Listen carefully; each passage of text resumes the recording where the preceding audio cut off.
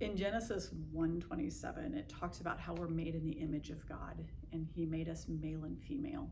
And when he did that, he created and built into us not only the image of himself in all of the aspects of our humanity, but also our sexuality. And so in our sexuality, we have this deep God-given identity and purpose.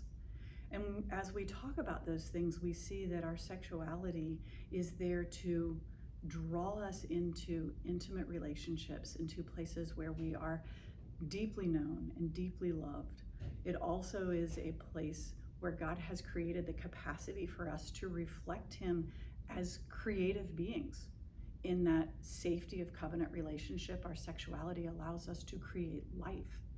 It also is a place that acts as a beautiful metaphor for the sacrificial love that Christ has for us and how he sacrificed for us so that we might restore relationship, not only with God, but with each other, and that we can live in this deep communion with God, with Christ, and with each other. And our sexuality informs all of that.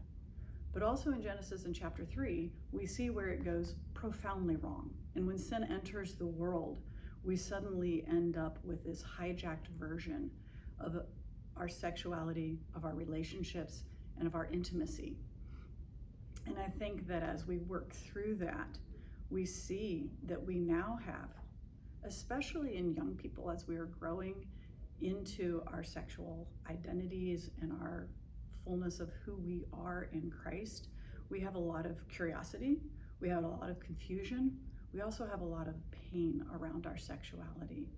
We have attractions and we're getting information and we have experiences that shape our understanding of our sexuality. We're desperately trying to make meaning of a lot of those things, including those attractions and experiences as we form our identities. And we're trying to figure out what God-honoring sexuality actually looks like.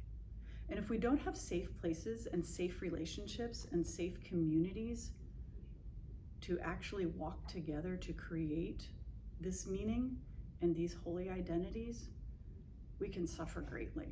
And I think that's one of my burdens. We need to create these places in our families, in our churches, and in our school where God calls us to walk with each other. And as we walk towards holiness in Christ, we also walk towards holiness in our sexuality. But it's a process and it's a journey, and we have to learn how to do this well. So we can understand the why of our sexuality, but understanding how to actually live this out in community well is something that we've struggled with in a lot of areas, especially in our churches. Sometimes with silence, sometimes with judgment.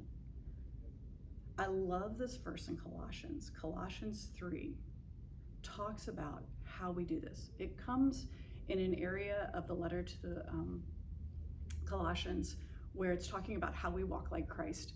And it talks about all of these things that we're supposed to do and all these things that we're not supposed to do to be Christ-like.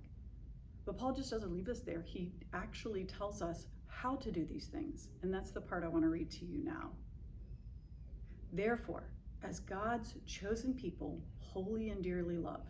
Do you catch that? He sets up our identity first. He sets up our identity as God's chosen people. God chose us. We're holy because of Christ's sacrifice and his resurrection. And we are dearly loved. So out of this identity, he then goes on to say, clothe yourself with compassion, with kindness, with humility, with gentleness, and with patience. Bear with each other and forgive one another. If any of you has a grievance against someone, forgive as the Lord forgave you. I think that's something that would be so profound if, especially in our areas of learning and understanding what our sexuality is, if we approached each other with compassion, with kindness, with humility, with gentleness and patience, but also with forgiveness.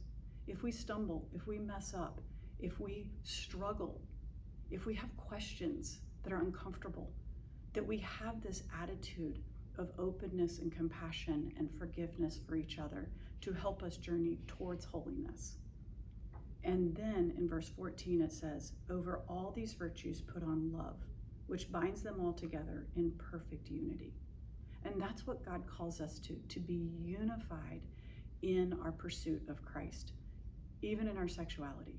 And so I'd love for us as a community to learn to walk, not in silence, not in judgment, not in fear, but in an open, gracious, loving way with each other.